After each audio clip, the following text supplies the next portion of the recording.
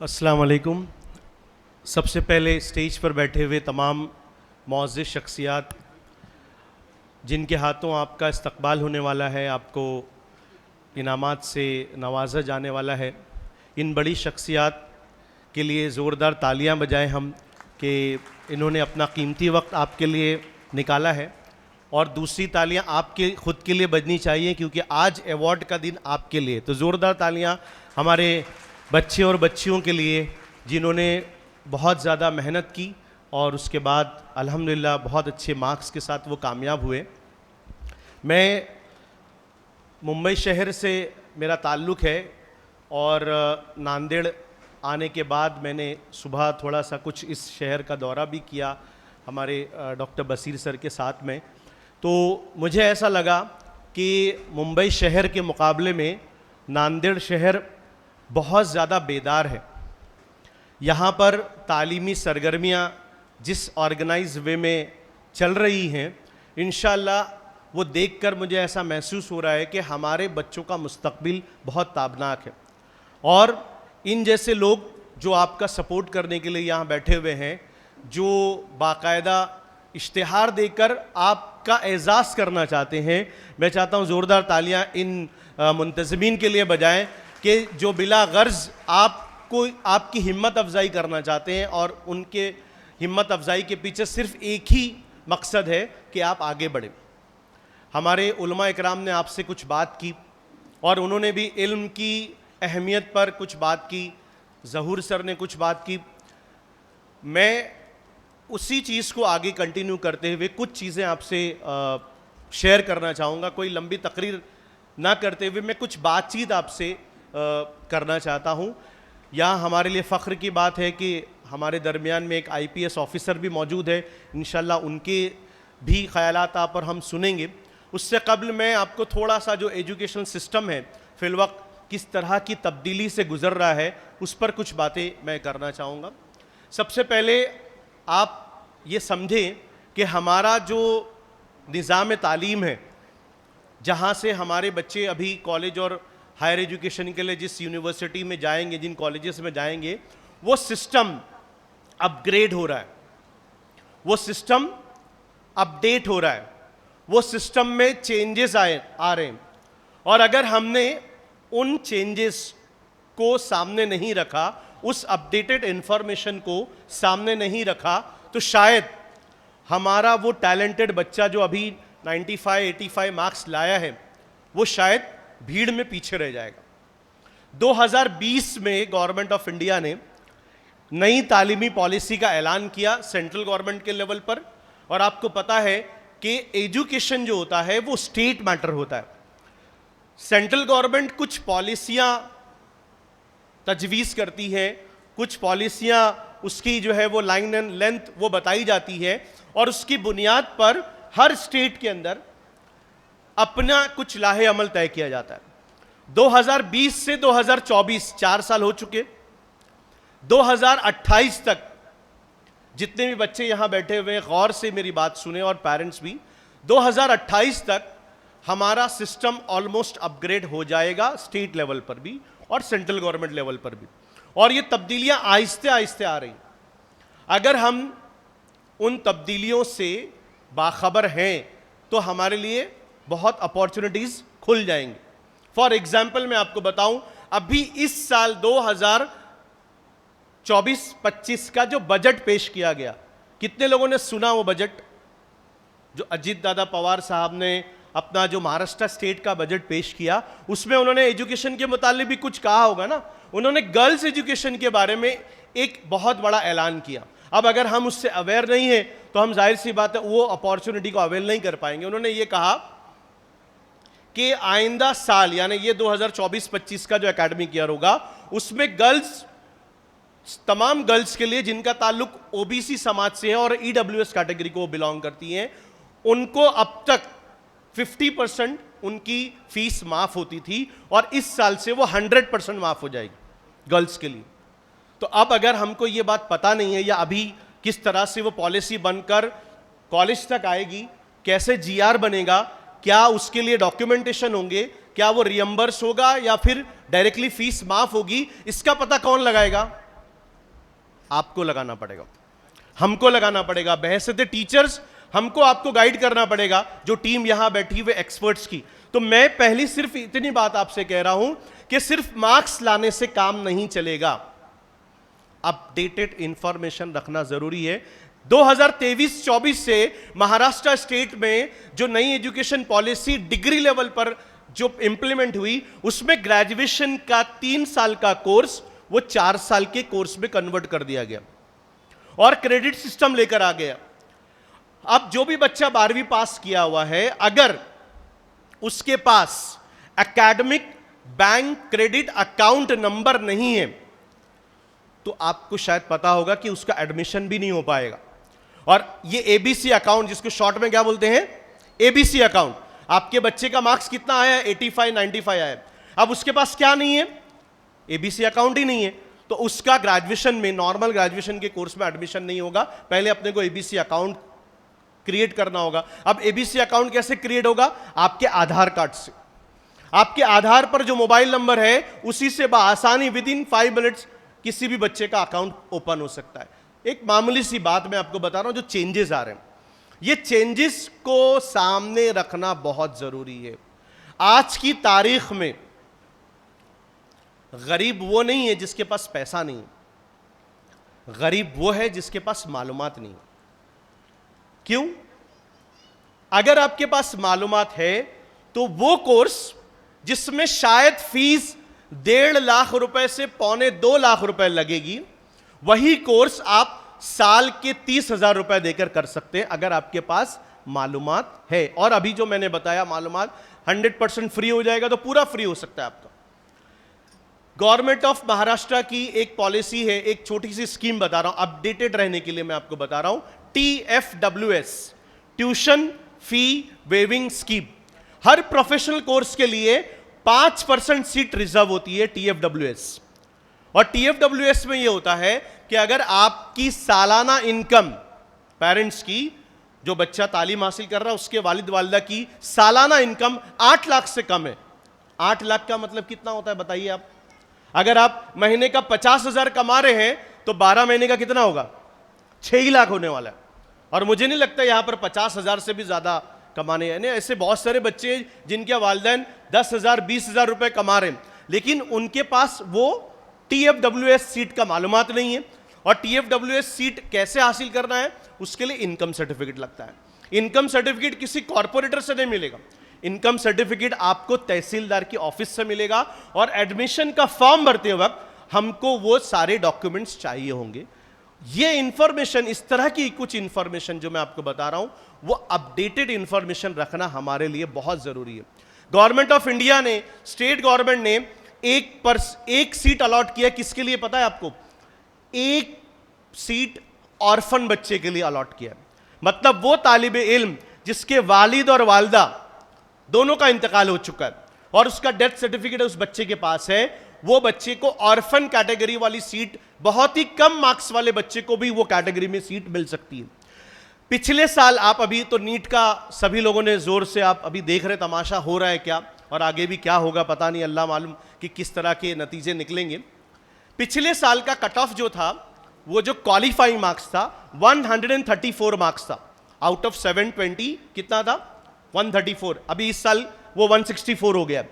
तो 134 मार्क्स हमारा जो मुंबई के अंदर 5 मेडिकल के बड़े कॉलेजेस हैं, JJ है, ग्रैंड मेडिकल कॉलेज, नायर है, केईम हॉस्पिटल है, कूपर हॉस्पिटल है और साइन हॉस्पिटल है, और हमारा थाने का गवर्नमेंट मेडिकल कॉलेज, 6 हॉस्पिटल है। जो हमारा बॉम्बे का टॉप का कॉलेज है, जिसको महाराष्ट्र का टॉप का कॉलेज बोलते हैं, वहां पे कट ऑफ था 634 marks last year, last student का। लेकिन अगर कोई बच्चा हैंडीकैप है, आप सुनिए ये बात, कोई बच्चा अगर हैंडीकैप है और उसके पास 135 मार्क्स भी है, तो भी उसका JJ हॉस्पिटल में और नायर हॉस्पिटल में एडमिशन हुआ था। आप समझ रहे? हमारे कई बच्चे हैंडीकैप हैं लेकिन उनके पास सर्टिफिकेट नहीं है, या सर्टिफिकेट है और ये मालूमात ही नहीं है। तो हम लोगों को ये मालूमात अपडेट करनी पड़ेगी। और ये भी याद रखिए बच्चों, खास तौर पे मैं बच्चों से कह रहा हूं, क्योंकि वालिदैन जो आपके बड़े अब्बू और अम्मी हैं, दादा और दादी हैं, चाचा और चाची हैं, उनको इंफॉर्मेशन निकालना नहीं आता, या वो इतना अपडेटेड नहीं है। जितना अपडेटेड आप हैं। आप मोबाइल पर तकरीबन 2 से 2.5 घंटा 3 घंटा हर बच्चा निकालता है। शहर का बच्चा तो 5 से 7 घंटा निकाल रहा है। उस मोबाइल फोन से आप हर तरह की इंफॉर्मेशन निकाल सकते हैं। ये जो मैंने अभी बताया ना, TFWS सीट या अजीत दादा पवार ने क्या बोला, आप सिर्फ थोड़ा सा आप क्विकली आप सर्च कीजिए, आपको कुछ ना कुछ वीडियो, कोई ना कोई वेबसाइट मिल जाएगा। तो ये अपडेट रहने की जो बात है, ये इन टीचर्स की नहीं है, ये आपकी है। पहले ये बात याद रखिए। आपको अभी इंडिपेंडेंट होना पड़ेगा, ये पता लगाने के लिए, अवेयर रखना पड़ेगा अपने आप को, यह पता लगाने के लिए कि कहां कहां से एडमिशन के प्रोसेस मिलते हैं, कौन कौन से नए कोर्सेज, कौन कौन सी नई अपॉर्चुनिटीज हमारे लिए अवेलेबल है, कहां से स्कॉलरशिप मिल सकती है। मैं अक्सर बच्चों को देखता हूं, हमारे जो 10th और 12th के बच्चे हैं, ग्रेजुएशन के बच्चे हैं, वो ये एटीट्यूड के साथ आते हैं कि सर हमको तो कुछ क्या नहीं है, पता ही नहीं है, हमको कुछ मालूम ही नहीं है, हमको किसी ने बताया नहीं। याद रखिए, आपको कोई बताएगा भी नहीं। ये जितनी भी वेलफेयर स्कीम होती है ना, ये ज्यादातर हम लोगों को जो जरूरतमंद है उसको निकालना होता है, खोजना होता है। तो एक बात याद रखिए, आप अपडेटेड रहना बहुत जरूरी है। दूसरी बात, आप ये भी ध्यान रखिए कि जमाना कितनी तेजी से तरक्की कर रहा है। मुंबई के अंदर एक बहुत बड़ा हॉस्पिटल है, बेलापुर के अंदर। उस हॉस्पिटल के अंदर अभी तकरीबन 8 महीने पहले पूना से एक लाइव हार्ट, जिंदा हार्ट, सुनिए टेक्नोलॉजी कहां से आगे कहां बढ़ चुकी है। जिंदा हार्ट किसी के जिस्म से निकाल कर पूना से एयरलिफ्ट करके उसको एयर ट्रैवल के जरिए मुंबई पहुंचाया जाता है। एयरपोर्ट से फिर उसको बेलापुर हॉस्पिटल में लेके जाया जाता है और वहां पर एक पेशेंट होता है जिसकी उम्र महज 29 साल होती है और इत्तेफाक से वो मुसलमान लड़का होता है और उसको वो हार्ट डोनेट किया जाता है और उसकी जान और उसकी जिंदगी बच जाती है। आज टूरिज्म का जमाना है, लेकिन कौन सा टूरिज्म? Space tourism. अगर आपका शौक है टूर करने का कहीं, तो ज्यादा से ज्यादा हम कश्मीर जाते थे, हम यहां पे कुल्लू मनाली जा रहे हैं, हम शिमला घूमने जा रहे हैं। बहुत ज्यादा पैसा हुआ तो हम आउट ऑफ इंडिया कहीं चले जाएंगे ना। अभी आइंदा जमाना किसका है मालूम है? स्पेस टूरिज्म का। कि आप चंद मिनटों के लिए कहां जाएंगे? Out of this world. You will be go up above the earth और आप वहां से प्लैनेट्स देखेंगे। तो इसको बोलते हैं स्पेस टूरिज्म। उसी तरह से आर्टिफिशियल इंटेलिजेंस का जमाना है। आज अगर आप कोई भी मालूमात वो सर्च करते हैं, हमारा फोन, उस पर कुछ आप बात करते हैं, तो हम फोन के बारे में आपको सिर्फ इतना बता दें कि आपका फोन भी सुनता है आपकी बात। कैसे? अगर आपने अपने भाई से, अपने रिश्तेदार से, अपने बेटे से बात किया कि बेटा देख वो नंबर का शूज वो फला फला जो है शॉपिंग मॉल में मिल रहा है, एक काम कर वहां से लेकर आ जाओ। आप शायद देखते होंगे कि उसके फौरन बाद, ये बातचीत के फौरन बाद आपको अपने फेसबुक पर, सोशल मीडिया के किसी और प्लेटफॉर्म पर वो शूज का ऐड आना शुरू हो जाता है। तो इसका मतलब क्या हुआ? मोबाइल भी क्या हो रहा है? सुन रहा है। तो मैंने ये जो टेक्नोलॉजी का एग्जाम्पल आपको दिया, ये जमाना बहुत तेजी से तरक्की कर रहा है और हम अपने पुराने स्टाइल में अगर पढ़ रहे हैं, हम अगर पुराने सिस्टम से चल रहे हैं, तो हमारे लिए प्रॉब्लम हो सकता है। तो आपको इस दुनिया की तरक्की पर भी नजर रखना है। आज हिंदुस्तान के कई बच्चे आउट ऑफ इंडिया जाकर पढ़ाई कर रहे हैं और आउट ऑफ इंडिया जाकर पढ़ाई करने के लिए पैसा वो स्कॉलरशिप का उसी कंट्री से हासिल कर रहे हैं। समझ रहे हैं आप? स्कॉलरशिप भी मिल रही है डॉलर्स में और हमारे बच्चे वहां जाकर पढ़ाई भी कर रहे हैं, फॉरेन एजुकेशन हासिल कर रहे हैं। लेकिन कौन? जो अवेयर है, जो अपडेटेड है। तो हम लोगों को ये अवेयरनेस सिस्टम अपने घरों में लाना पड़ेगा, अपने एजुकेशन इंस्टीट्यूशन में लाना पड़ेगा। दूसरी इंपॉर्टेंट चीज, नई एजुकेशन पॉलिसी में सबसे इंपॉर्टेंट बात क्या है पता है आपको? कि आपकी डिग्रियां, वो प्रोफेशनल कोर्स, उसमें अगर आपको एंट्री लेना है तो आपको आपके 95% और 85% नहीं चलेंगे। हमारी स्कूल की एक बच्ची, उसने 12 साइंस में 95% लाया। अब उसको तो केएम हॉस्पिटल में मिलना चाहिए 12 साइंस में, अगर 95 लाई है तो लाना चाहिए ना, मिलना चाहिए ना। उसको नहीं मिलेगा एडमिशन। क्यों नहीं मिलेगा? क्योंकि उसको क्या देना चाहिए, नीट एग्जाम देना चाहिए। आपको 95 लाना मालूम है लेकिन नीट नहीं मालूम है तो प्रॉब्लम हो जाएगा। अच्छा चलो, नीट के बारे में तो अभी इतना हल्ला हो चुका है, आपको पता ही होगा। मैं कुछ ऐसे एंट्रेंस के बारे में बताना चाहूंगा जिसके बारे में हमारे बच्चे बेखबर हैं और जिसकी वजह से कई अच्छी अपॉर्चुनिटीज उनको नहीं मिल पाती।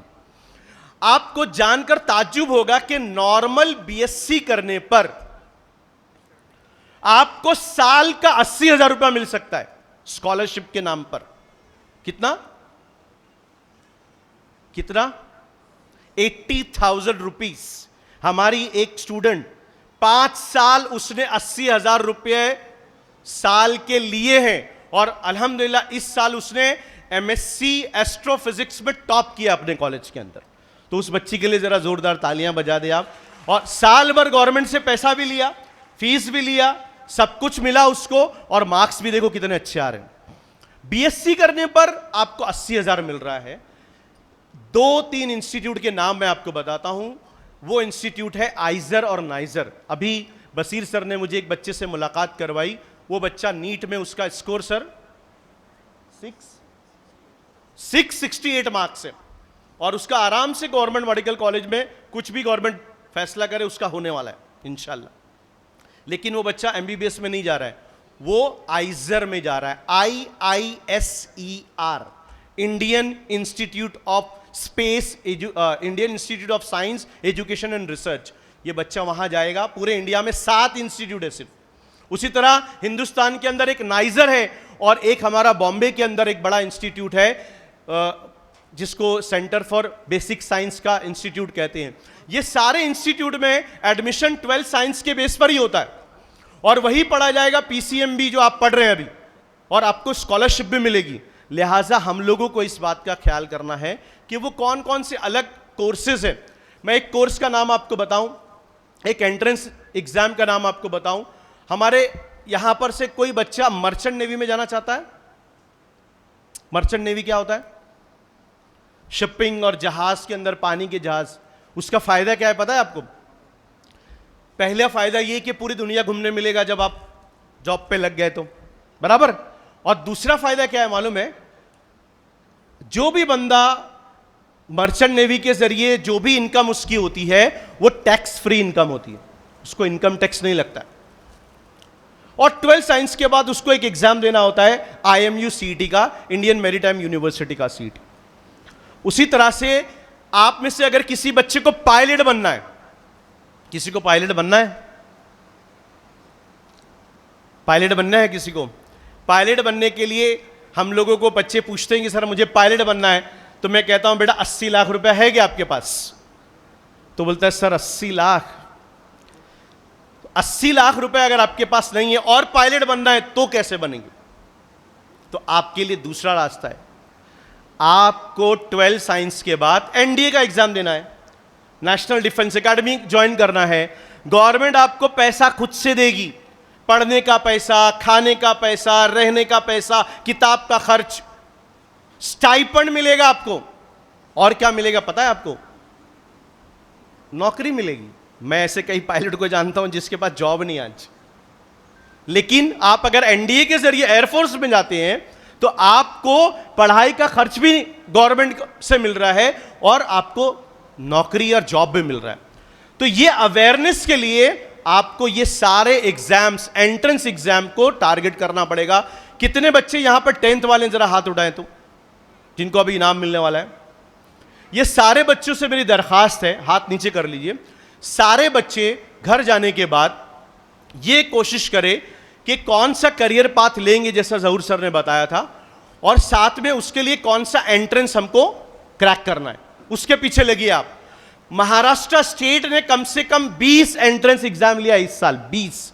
और अभी दोबारा कई बच्चों को पता ही नहीं था बीएमएस और बीबीए और बीसीए में भी एडमिशन के लिए एंट्रेंस लगेगा। ऑलरेडी एंट्रेंस हो चुका है, फिर से गवर्नमेंट ने अभी निकाला कि आप फिर से भरिए और अगर नहीं मालूम है तो सीटी दीजिए आप। ये सीटी एंट्रेंस एग्जाम, लॉ करना है अलग सीटी, बीएड करना है अलग सीटी, आर्किटेक्चर करना है अलग से नाटा देना पड़ेगा आपको, होटल मैनेजमेंट करना है अलग एंट्रेंस एग्जाम देना है। ये एंट्रेंस एग्जाम की इंफॉर्मेशन आपको रखना पड़ेगा। और तीसरी चीज जो मैं आपको बता रहा हूं वो है कि अपने पढ़ाई के सिस्टम को बदलना पड़ेगा। अक्सर हमारे पास, अभी मेरे पास एक बच्चे ने कॉल किया और उसके पेरेंट्स इतने ज़्यादा मायूस थे क्योंकि बॉम्बे का एक टॉप का कॉलेज है, महाराष्ट्र का टॉप के कॉलेज में शुमार होता है इंजीनियरिंग का, डीजे सांघवी नाम का कॉलेज है, आप उसको सर्च करके पता लगा लेंगे। डीजे सांघवी कॉलेज में एडमिशन के बाद तकरीबन 2.5 साल के बाद एक बच्चा वो कोर्स छोड़ना चाह रहा है। क्यों?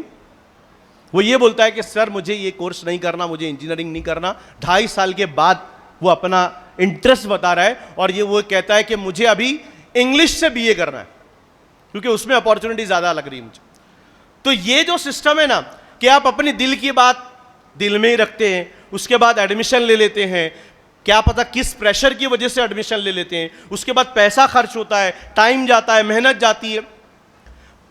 उसने शिकायत ये की थी कि सर उस बड़े कॉलेज में भी पढ़ाने के लिए टीचर हमारे को साथ नहीं दे रहे। तो ये समझ के चलिए आप, ये नई तालीमी पॉलिसी या ये नया सिस्टम ये एक सौगात लेकर आ रहा है कि कॉलेज में, खास तौर पे डिग्री कॉलेज में, अब आपको पढ़ाने के लिए वो टीचर नहीं मिलेंगे जो स्कूल लेवल पे मिलते हैं, कि आपके सर पे हाथ रखकर, आपका नाम लेकर कि बेटा नूरजहां फिजिक्स की आपने जनरल कंप्लीट की कि नहीं, अच्छा आज नहीं किया तो कल कंप्लीट करना है, ऐसा कोई नहीं। आज कंप्लीट नहीं किया, ठीक है, आपको 0 मार्क्स, आपका 1 साल जाया हो जाएगा, 6 महीना केटी में चला जाएगा।